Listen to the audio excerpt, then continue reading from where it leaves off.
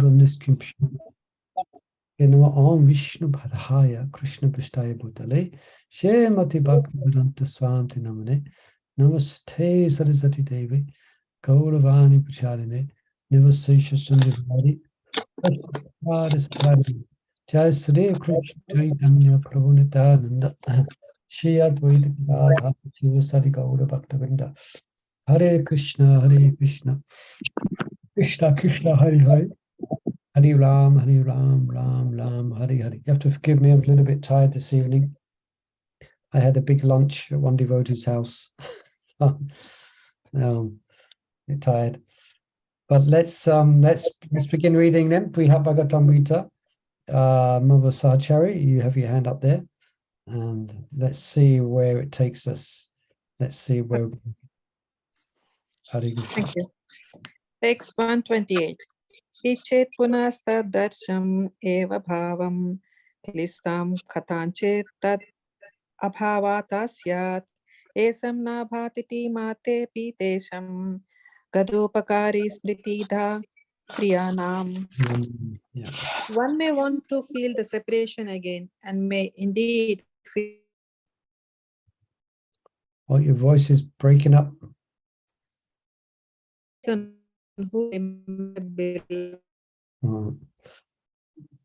Your voice is going through that little pipe again. Is it just me who can't hear anything, or others can't hear? Do you want me to read? 1 second. Let's see if other side. Okay, go on. I'm not sure if it's going to break up here, but yeah. Okay. Shall I read? 1 second. Yeah, go on, Monica. Okay. Yeah. Go ahead. Go ahead. Yeah. Text 128. One may want to feel that separation again, and may indeed feel distressed if one cannot. Thus, a person who can remind one of a beloved not present is considered the most sincere and helpful friend. Commentary. The neophyte mind may still be confused. That mind may think, according to the axiom that pleasure leads to pain and pain to pleasure. The abundant joy felt by an elevated devotee in prema bhakti is bound to give way to disappointment when circumstances change. As in this world they always do. The more one is elated now, the more one will suffer depression later. Premananda is greater than the ecstasy of worshipping God in mere reverence, and certainly much greater than the ecstasy of impersonal identification with the Supreme. Thereafter, when the bliss of prema is interrupted by the pain of separation, one is plunged into the worst distress. To dispel this confusion, Krishna now conclusively proves that the apparent pain of viraha bhava is in fact pleasure. The hearts of devotees absorbed in viraha bhava are unavoidably compelled to seek more of it. They cannot tolerate losing this ecstasy. Krishna is proof, therefore, is simple. How can anyone's heart feel the urge to suffer more and more pain unless that pain is really pleasure? Outsiders may perceive a devotee's ecstasy as suffering, and the devotee may speak and act as if it were, but the truth must be just the opposite. Judging from the strength of the devotee's urge to continue suffering viraha bhava, that bhava must in fact be the ultimate happiness. A material example may help clarify this point. Although the coldness of ice is the opposite of the heat of fire, ice placed on one's body may feel as hot as burning coal. In this illusionary, the numbing coldness real. Similarly, the pain of viraha bhava is a false appearance, disguising the reality of indescribable joy. The difference between the ecstasy of separation from Krishna and the common sensation of being touched by ice is that the deep feeling of viraha bhava is known only to a few, to Krishna and some of his most intimate devotees. Krishna in this verse is referring specifically to his own ecstasy in separation from the residents of Raj, but his description equally applies to the ecstatic remembrance of him. Or, to be more correct, It applies to the Rajvasis, with the exception of the young gopis. These gopis are never relieved for a moment from the tension of viraha bhava, since even when together with Krishna, they are in anxiety about losing him. They never lose touch with the ecstasy and so have no reason to think about regaining it. Yet they do not consider their pain of separation a goal for anyone to strive for, because it burns them more sharply than a million forest fires. In the gopis' own words, I'm going to skip that part. Yeah, go ahead. Just read the translation. Dear Uddhava Prabhu, when Krishna was here in the company of Shankashana, he enjoyed all these rivers, hills, forests, cows, and flute sounds. All these remind us constantly of Nanda's son. Indeed, because we see Krishna's footprints, which are marked with divine symbols, we can never forget him. Bhagavatam 10, 47, 49, 50. As this statement implies, the gopis do not worry about the pain of forgetting Krishna, because forgetting Krishna is something they cannot do even if they want to. They sometimes would like to forget Krishna to avoid the ever-increasing agony of remembering him. And certainly they do not need to ask to be put into fire of separation. The gopis feel the pain of separation from Krishna constantly and in a unique way.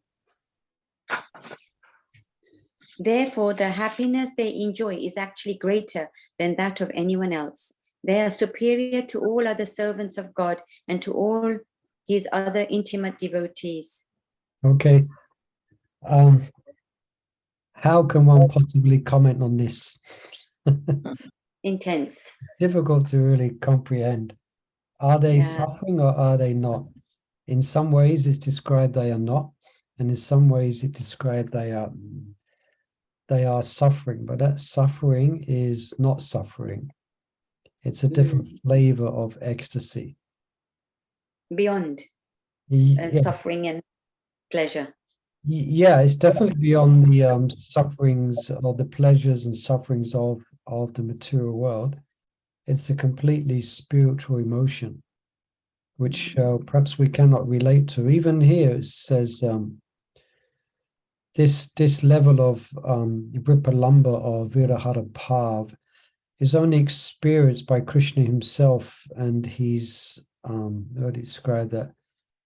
Of Krishna himself and his intimate devotees, say like Radharani and the gopis. Yeah. So we can at least we can read about it. Yeah. And it's an important lesson for us because as we'll be describing our readings of Sankapakul Mudi, we're supposed to practice our devotional service with this mood, which is separation.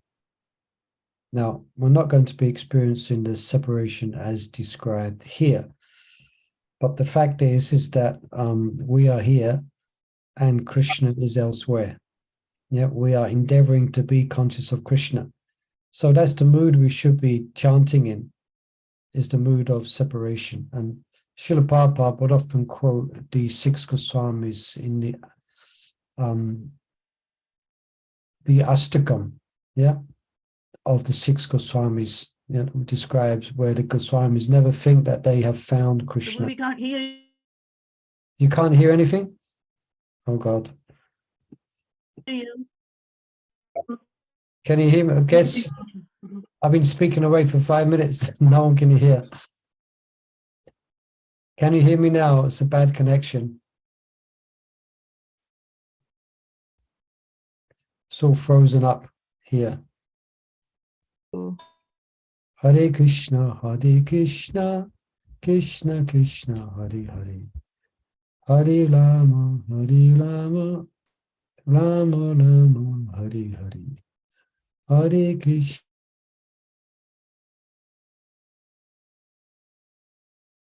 Hare Krishna. Bad connection here in the mountains of Scotland. You can hear me? I think you can.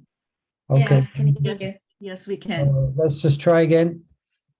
Let's share the screen again. And yeah, I was just although difficult to us to fully comprehend and appreciate oneself, or perhaps comprehend this really deep discussion on the Buddha above, this is the mood we should be executing our devotion, the mood that we're chanting in.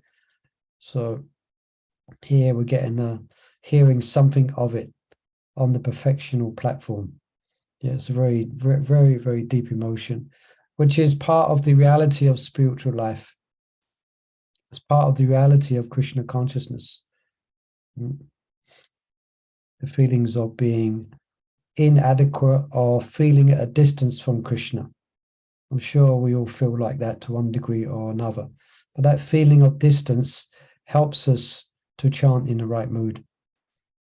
Any questions or comments on this subject, on this particular purport? Did I come in at the right page? Yes, 128.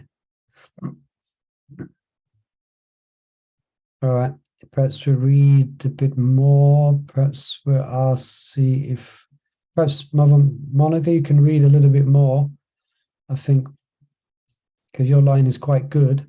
Yes, Are you okay. in the States, Mother? Are you tuning from America? Are you Yes, in America? sorry, Prabhu, I didn't hear you. Are you tuning I'm in in Los from Angeles. Yeah, I'm you're in in my Los sister. Angeles? Okay. Yeah. Interesting. Yeah, I Very, went to the temple yesterday, did some service, so I was really happy. very nice. Anyway, it's very clear line from there. Okay, are we at text 129? 129, yeah. Yes. Okay. Okay. Text 129. Please understand when somehow made mindful of those one loves, one is given back one's life. Forgetting those more dear than one's own breath is more painful than dying. Those dear as life, one can never forget. But when reminded of them in a special way, one feels happy, like one who has lived a life of good fortune. Commentary. Just as one always remembers the most important events in one's own life, Krishna devotees always remembers Krishna, and Krishna always remembers the devotee. Sometimes, however, that remembrance becomes especially sweet, as when stimulated by the words of an eloquent Vaishnava. This enhanced remembrance is like the satisfaction of a person whose life has been filled with fortunate events, one success after another. In contrast, a humdrum medical existence with no outstanding mediocre, is it mediocre? Yeah, looks like Mediocre existence with no outstanding events is as sad as life encumbered by poverty. Or applying this analogy to the matter at hand, without transcendental love, remembrance of dear ones become tasteless. Text 131. Shall I carry on, Prabhu? Yeah, unless there's any comments on that. I mean, every one of these purports is quite deep, difficult to really comprehend. But interesting, I think what's being described here is like, for example, Uddhava is always in thoughts of Krishna. But sometimes in his mood of Krishna consciousness, he may, or devotees may sometimes seem to not be in remembrance of Krishna, if that makes sense. But then something stimulates something stimulates, say, what's called a udipan, a remembrance of the Lord. So anyway, Uddhava is always Krishna conscious, but when he saw a dark cloud, or I think he saw a peacock feather or a dark cloud, it reminded him of Krishna. Although he's always in the mood of Krishna consciousness, but sometimes the actual, sometimes the actual bhava or deep moods of being in Krishna's direct association, sometimes that's not in the forefront of a devotee's mind. And then, like, for instance, then Uddhava sees a dark cloud, and it brings all the intense bhavas of Krishna's personal association. And although he's separated from Krishna, he feels like Krishna's present in his meditation. But that meditation, he understands that Krishna is not present, but the remembrance of him and the emotions that he experiences is very much like Krishna is present, but he's not present, and that in turn sends off a chain reaction of feeling great misfortune. Does that make sense?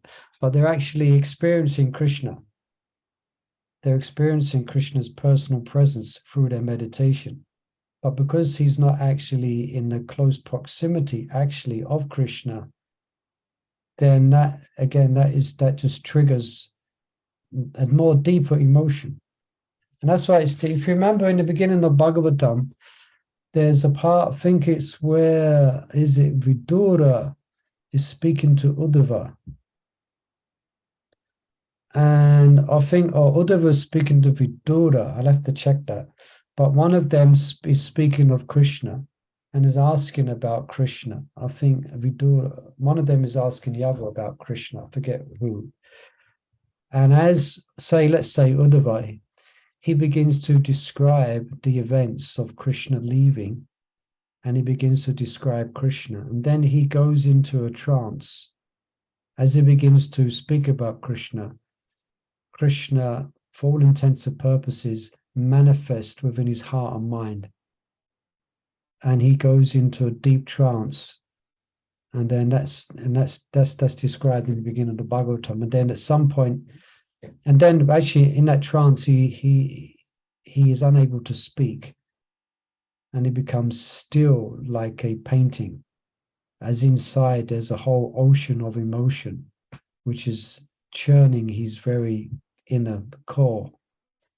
And then eventually he comes to external consciousness, and he takes a deep breath, and he begins to speak about Krishna. Anyway, that's why this sentence here. So these type of emotions here at the end, in contrast, a humdrum, mediocre existence. So just an existence with no spiritual emotions. Gopi Pranadam describes it as a humdrum. Everyone knows what humdrum means? Anyone can tell us what humdrum means? It's an English type of slang. Yeah, go on. Oh, I think. Looking up. Humdrum, it's like very ordinary, mundane kind of something that you do like without dull, very dull. Yeah, so, and that's, I've just pulled a dictionary up here. I don't know whether you can see it, but yeah, lacking excitement or variety, boringly, monotonous. And then the thesaurus gives other mundane, dull, dreary, boring, tedious, monotonous, ho-hum, tiresome, wearisome, etc. So in comparison to Krishna consciousness and the emotions experienced in relationship to Krishna, people living a humdrum, mediocre existence with no outstanding events. Yeah, nicely described by Gopi Pranadana. Yeah. Any other comments on this? Otherwise, we can do a bit more reading. So let's have Mother Rajkishore. Perhaps you can read. I think we're picking up from text 130, if I'm correct, or perhaps I'm wrong. Yes, 130, yeah. You need to unmute Mother Rajkishore. 130 is already done. The humdrum mediocre, that's number Oh, 130. you're right. Sorry. Let's move over. Yeah, so 131. 131. Yeah, humdrum we finish with, hopefully. Hare Krishna. So today you have favored me greatly, and therefore I am delighted with you. Please choose whatever benediction you would like. Commentary. Narada reminded Lord Krishna of the gopis' absolute attachment to him, and for this Lord Krishna is thankful. Text 132. Sri Parikshit said, The sage began singing Krishna's glories, playing on his veena and shouting Jai, Jai. He praised Lord Krishna, the giver of benedictions, with songs filled with names arising from his pastimes in Braj. Commentary. Narad wanted to ask for a few choice and rarely obtainable benedictions. So he first sang for Krishna's pleasure, so that Krishna would be inclined to grant Narad's desires. Most pleasing to Krishna was Narad's ecstatic recitation of names Krishna, Yashodanandan, Nand Kumar, Gopijan Priya, Gopijan Manohar, Gopigan Manohar, and Putana Mochan. Oh, some nice names of Krishna there. Gopigana Manohara Putana Mochana. Nice name to have. Your name will be Putana Mochana. That's the killer of Putana, I think. I guess that must mean that. Anyone knows what Mochana means? No, actually, no, he didn't kill Putana. No, he did kill Putana. Putana, yes. Yeah, he killed her. Liberation. Oh, Mochana, yeah, could be Moksha. Yeah, you're right there. Yeah, Gopigana Manohara. So Manohara means attracts the mind. So Gopigam means the circle of gopis. Yeah. And Gopijana Priya, the beloved of the gopis. Gopijana, Gopigana, the same thing. So now Gopijan. Gopijan Priya. Gopijana. Oh yeah, Gopigana. One's Gopijana and one's Gopigana. Gan means like there's different groups of gopis, and they're called Gopigan. For instance, Vishaka's in charge of one Gopigan. Hare Krishna. So now it's going, he's singing these names of Krishna from Vraj. Okay, you can continue with text 133 and 134.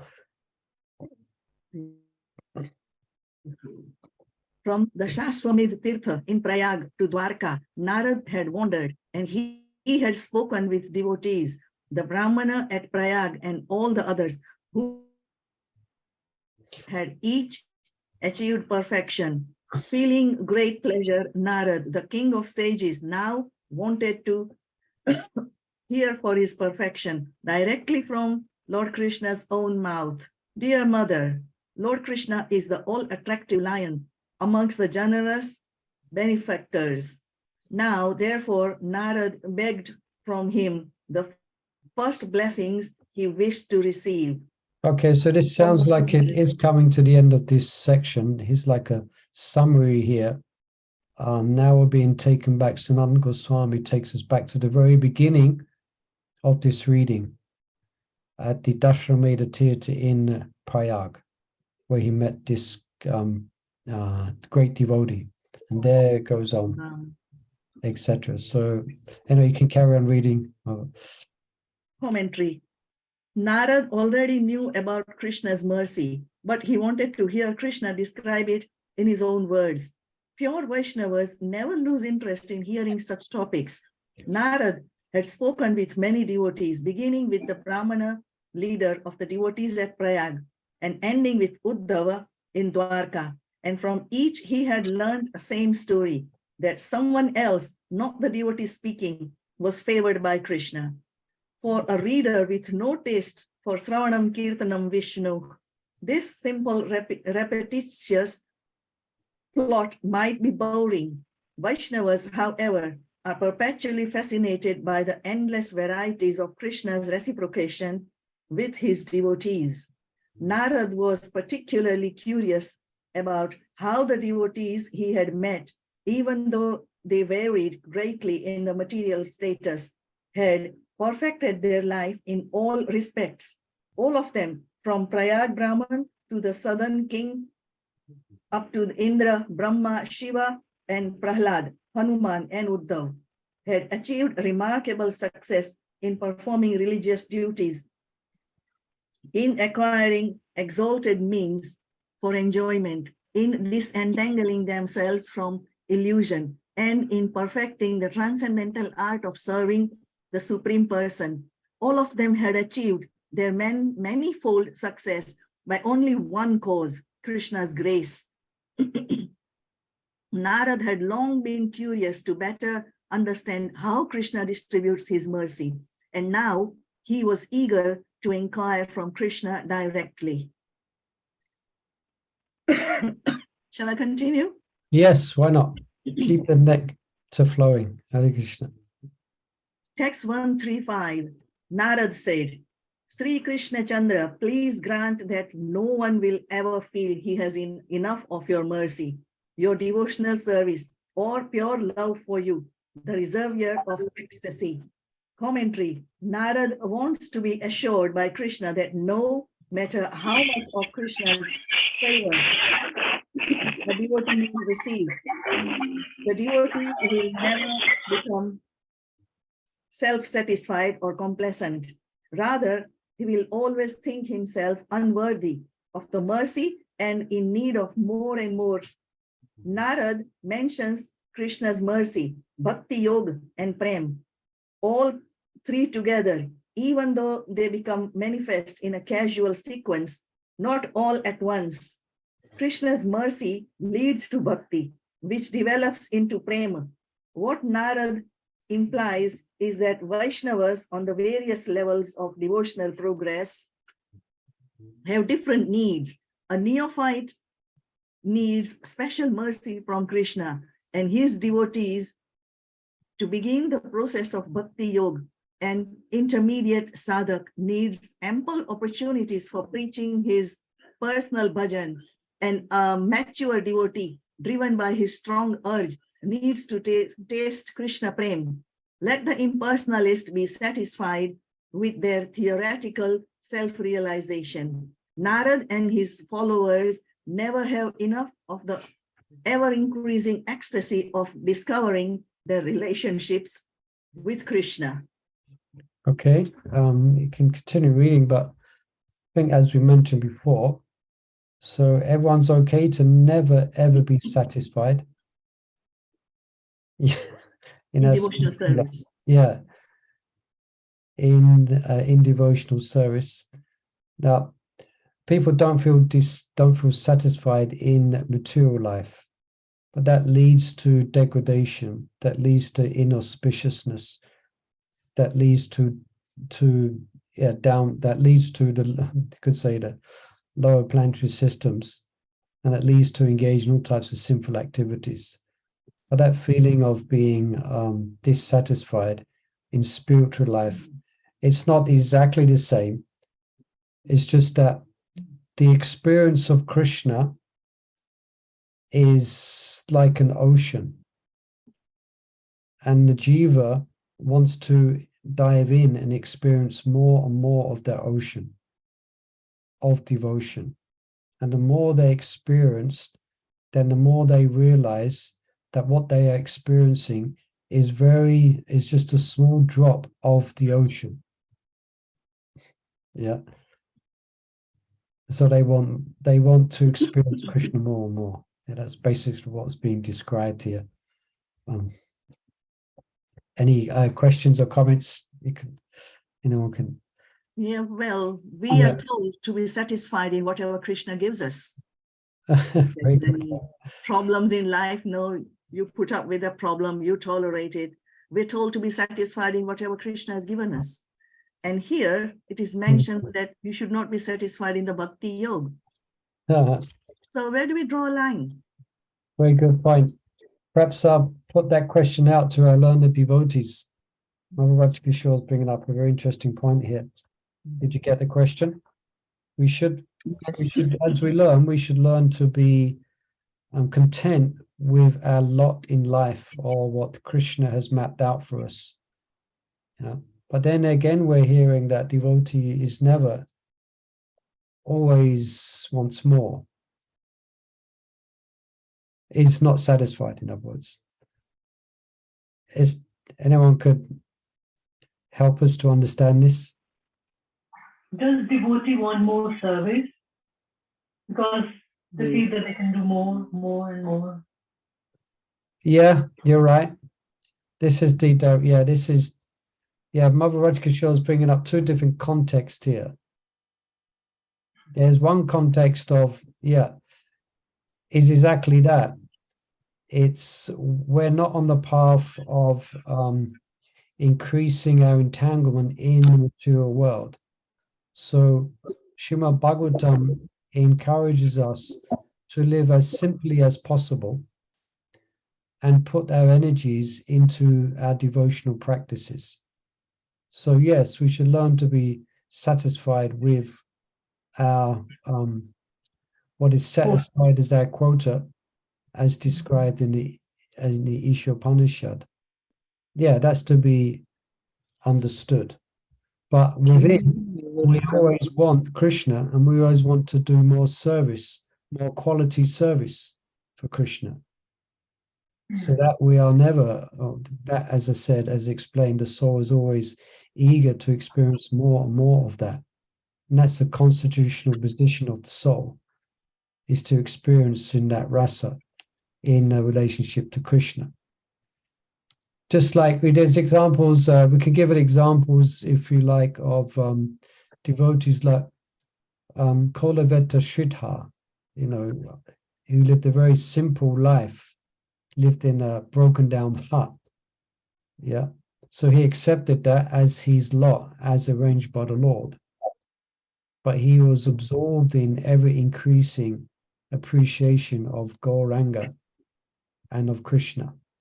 He was always wishing to relish more and more of Nimai's association and the consequential ecstasy he actually felt. But he was satisfied in living in a hut with holes in the roof. Yeah. So he's material. So we should be satisfied with the quote unquote material situation that we have, but we should always be hungry to become more Krishna conscious. Greedy is another word, lobha. So did that help, Mother Rajkishore? Yes, thank you very much. Yeah. Any other comments on that? All right, let's read on. And I'm hoping we might get to the end of this section in this reading today and the end of this volume. Let's see. You can continue my reading text. Okay. Text 136. 6, yeah. The Supreme Lord said, O preceptor of all clever scholars, what kind of benediction is this? My mercy, my devotional service, and ecstatic love for me, all have this nature. What should be simply obvious? Commentary. To Krishna, it sounded ionic that Narad was asking for something that is already an established fact. Since Narad knows everything, he must have had some hidden motive. And indeed, this was so. He wanted to hear Krishna himself extol the glories of Prema Bhakti. Okay, just pause here. I just want to go back because I can't remember. It seems like Krishna's already made a statement. That, let me just go back one verse. Please grant, Sri Krishna Chandra, please grant me that no one will ever, that no one will ever feel he has had enough of your mercy, your devotional service or pure love for you, the reservoir of ecstasy. All right, thank you, Narada. But that's, yeah, so that's what he's said to Krishna, but that's already an established fact. So Krishna's questioning that, but that's already there. So there must be some other reason that Narada is asking this question. So he wants to dig a bit deeper. This is already obvious. That's already a understood point. All right, so now I'm kind of clear now. Okay, let's perhaps Mother Sahachara, you can try reading again. Let's see if your connection or our connection is better. Okay. Now. Yeah. Which text? 137 to 38? Yeah, that's it, correct. Okay, thank you. O sage, each of the devotees you saw and heard about in your wanderings here and there, from Prayagatirtha to Dwaraka, is perfect in all respects. Each of them can deliver the entire world, and each has truly received my mercy. There exists between them only degrees of perfection. Commentary. In each of the places Narada had visited from Prayag to Dwaraka, he had met with pure devotees who personified the transcendental virtues of bhakti, and he had heard about others like the residents of Sri Vaikunta and Sri Nandavraj. By the strength of Krishna's mercy, each of these devotees was situated in perfection and able to elevate others to perfection. This does not mean, however, that their love for Krishna lacked individual distinctions. Pure devotional service is by nature full of variety. So no two devotees are exactly alike. A formal ranking among Krishna's devotees does not exist, but still they show some differences in excellence. Ultimately, Srimati Radharani and her companion gopis are the most excellent devotees. The other pure Vaishnavas acknowledge the supremacy of Srimati Radharani without envy, being satisfied with the unlimited happiness of serving Krishna in their own individual ways. The second part of Brihad Bhagavatamrita, the glories of Goloka, will conclusively demonstrate that every pure devotee of Krishna enjoys full satisfaction in his own loving exchanges with Krishna. Yeah, okay, Text. this is very interesting. So the experience is complete in each one of these devotees that Narada has taken darshan of. The experience is a complete experience for them.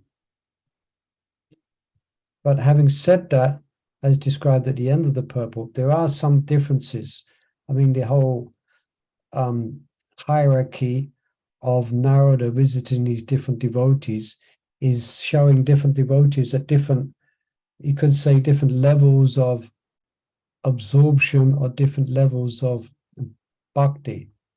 But when we describe different levels of bhakti experienced by different devotees, it doesn't mean that the devotees spoken of previously are missing something. Yeah. They are perfect. It says here that they are situated in perfection. But what's the word? But objectively looking at,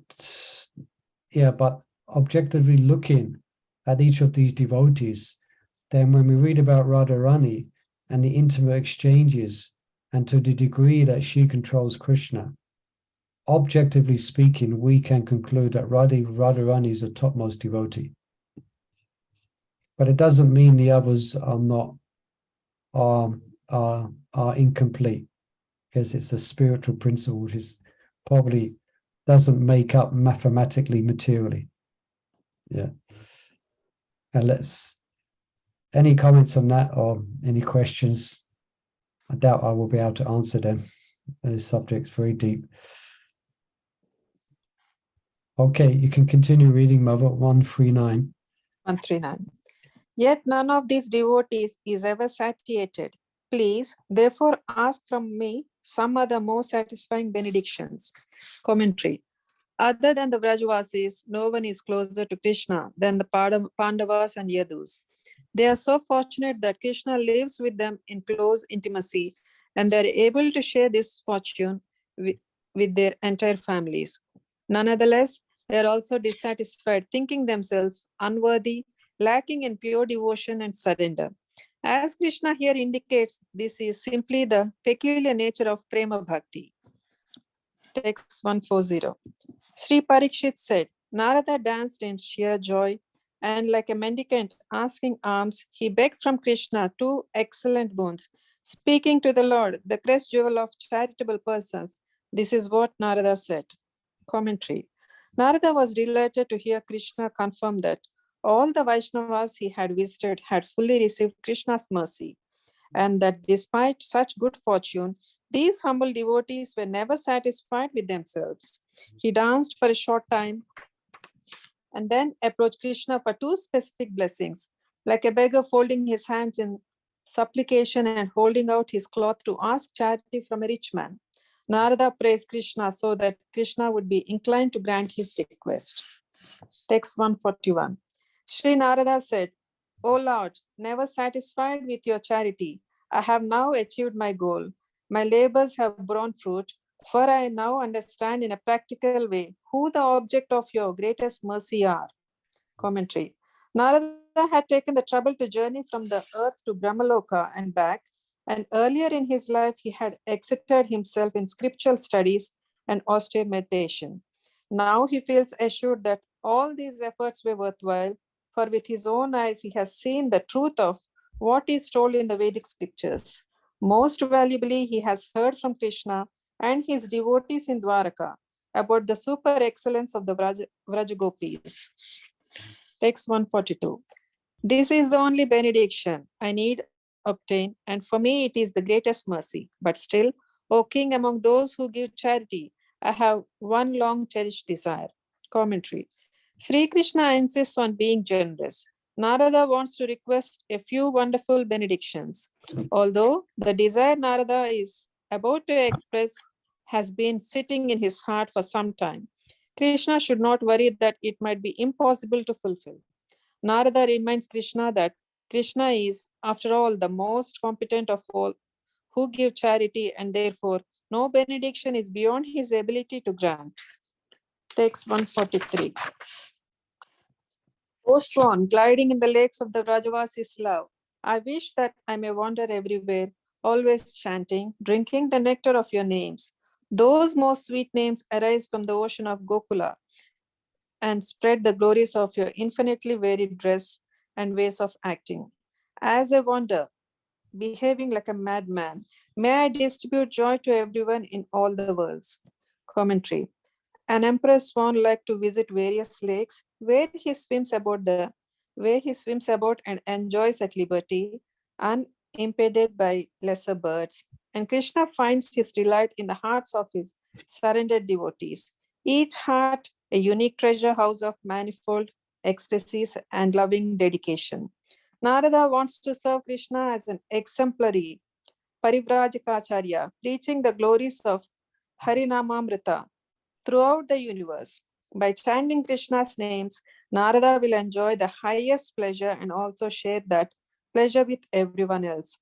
The bliss of Harinam will inspire such joy in Narada and his followers in disciplic succession that they will become like intoxicated madmen, laughing, crying, dancing, singing, and sometimes showing all ecstatic symptoms at once. Thus, these devotees will forget their bodily needs and worldly duties. The names of Krishna acquired in Gokula are sweeter than the names he acquires anywhere else, including each such names as Vishnu, Narayan, Narasimha, Ramachandra, Mathuranatha, and Yadavendra. The names of Krishna in Gokula Yup. of his that cannot be found in any other abode. Only in Vrajabhumi does Krishna place a peacock feather in his hair, gunja ornaments on his ears, and garlands of kadamba flowers around his neck. Only in Raj does he perform such pastimes as drinking the life air of Putana and breaking the cart in which the demon Shataka was hiding. Only there is he called by such sweet names as Nandanandana, Yashoda Vatsala, Gopika Manohara, and Vrajajanananda. Text 144. Whether by speaking, thinking, hearing, or physical contact, if any person in this world comes in touch even once with these pastimes of yours and is convinced of their importance, may he be endowed eternally with the power to worship your feet in pure love, feet resplendent with the saffron dust from the pitcher-like breasts of the blessed gopis. Commentary. Narada now submits his second request. He wants to be assured by the Lord's personal promise that anyone in the future who directly or indirectly experiences the transcendental nectar of Krishna's Vrindavan pastimes will be blessed to relish the taste of pure love of God.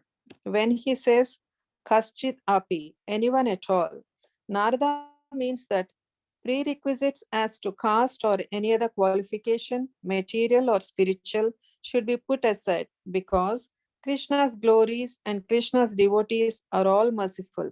Simply coming in contact with them should automatically make even the most uncivilized, wretched person pious and fortunate.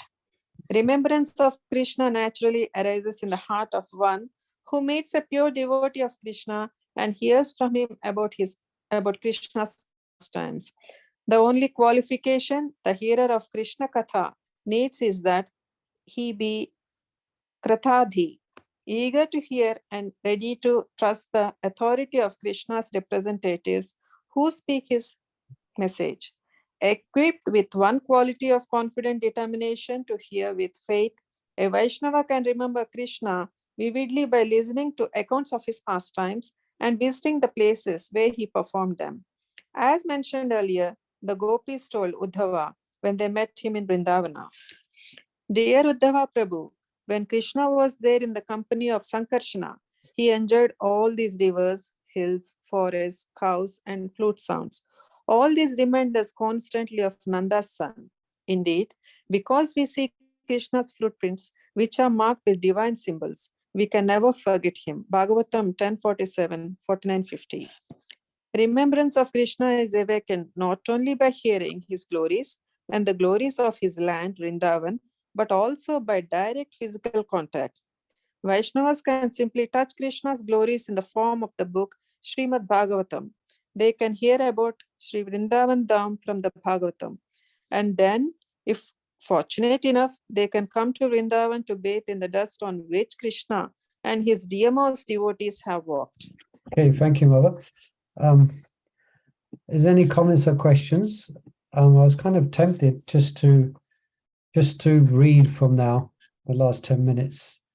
I think sometimes my comments are getting in the way of the nectar here. But if there are any comments or questions, if not, I can just pick up the reading from here, and because it's concluding here. Anyway, let's just continue reading. Reading and hearing. Let's open up the ears and let's take this into our hearts. Okay, so I continue reading from text 145. Sri Parikshit said, Lord Gopinath then extended his divine lotus hand, and with great respect for Narada, blissfully said, "So be it." Tatashtu. Yeah. Commentary. Krishna extended his right hand, the hand normally used to offer benedictions. Narada wanted explicit verification from Krishna. Therefore, Krishna showed his consent in such a way that no one could fail to understand. When Krishna enjoys his pastimes as Gopinath, the lover of the gopis, he reveals the most confidential desires of his heart. And in his same mood as Gopinath, he happily accepted Narada's 2 requests. The sage was suddenly plunged into a vast ocean of supreme bliss. He sang and danced in various ways, thus delighting Lord Krishna. Commentary. Only an ecstatic devotee, by the unique power of prema bhakti, can give pleasure to Lord Krishna. Krishna is full in his own ecstasy, so an ordinary person, anxious and miserable as he is, can never presume to do anything that can please the Lord. 147. Oh, blankety blank. Okay, here it's come back. Oh, it's disappeared again. 147. Narada then partook of excellent food and drink with the 2 lords as Devaki and Rohini supervised and Rukmini served. Commentary. Invited by Balaram and Krishna to take lunch with them, Narada was served excellent sweet rice and other delicious dishes and various refreshing drinks. Since Rukmini was the first of Krishna's queens, she claimed the right to serve the meal. She went around to each of the 3 people eating and repeatedly offered a small portion of whatever they wanted. All right, so can't help but mention here that that's the way to serve prashadam. That if you're serving prashadam, you don't want to put a mounting on the devotee's plate, because then it will take away the inspiration to eat because it looks so much. But if you keep putting a little bit on the plate, then they may eat just as much. You understand? So you put, I was taught this by my spiritual master, how to serve. So it's here. A small portion of whatever they wanted. You just keep serving a small portion, small portion, small portion. Anyway, let's continue. 148. Uddhava suggested to Narada what was best to eat. Satyabhama fanned him, and the other queens pleased him with various kinds of service. Uddhava went around commenting, "You haven't tried this. This other preparation is your favorite. Take some of this, take some of that." Since the weather was quite hot, Krishna's beloved Satyabhama personally fanned the two lords and the exalted sage. The other queens, headed by Jambavati, busied themselves doing everything they could to make the meal a pleasure. They poured cool water from brimming pitchers, eloquently praised the food, fanned the bodies of Krishna, Balaram, and Narada from all sides, and kept the room fragrant by burning aguru and other incense. After the sage finished eating and washing his mouth, Lord Krishna worshipped him, anointing him with fragrant oils and adorning him with flower garlands and varied ornaments. Narada then took leave of Madhava, Lord Krishna, and went to Prayag, thinking, "Let me bestow perfection on the sages who have waited so long for me to return." Commentary. Krishna is called Madhava because he is the moon that arose from the ocean of the dynasty of King Madhu. Madhava is also the name of the deity of Krishna at Dashrameda Ghat, where Narad had seen the sages worshipping the Lord and bathing daily at the confluence of the Yamuna, Ganga, and Saraswati during the month of Magha. Narada wanted to return to Prayag to share his realizations with those sages who, by taking shelter of Dashrameda Ghat, had obtained the shelter of Krishna. Thus Narada started on his journey to Prayag, intoxicated with eagerness for pure devotion. Wherever he passed, he vibrated his veena and blissfully sang the glories of the Krishna Bhakti he had seen with his own eyes. Second, when the sages at Prayag heard the whole wonderful account from the mouth of Narada, they once and for all gave up all interest in everything other than Krishna's service, for they were able to grasp the essence of what is of value. Commentary. Whatever traces of attachment to material work and knowledge still lingered in the hearts of the sages were at once cleansed away when they heard Narad's account of his travels. They were wise devotees, able to recognize the essential truth in what Narada told them. Entering a mood of great and single-minded humility, they began worshipping the lotus feet of Sriman Madan Gopal according to Narada's instructions. Commentary. It is an axiomatic principle of devotional science that until one rejects everything insubstantial, one cannot grasp the essence of reality. Let me read that again. It is an axiomatic principle of devotional science that until one rejects everything insubstantial, one cannot grasp the essence of reality. The sages at Prayag, graced by Narada with ultimate enlightenment, now obtained the total humility tanya required for entrance into the mysteries of prema bhakti. By honestly thinking themselves unworthy of worshipping the personality of Godhead's lotus feet, they earn the priceless treasure of his favor. Wow. Let's read on. Dear mother, you as well should always worship this young cowherd boy.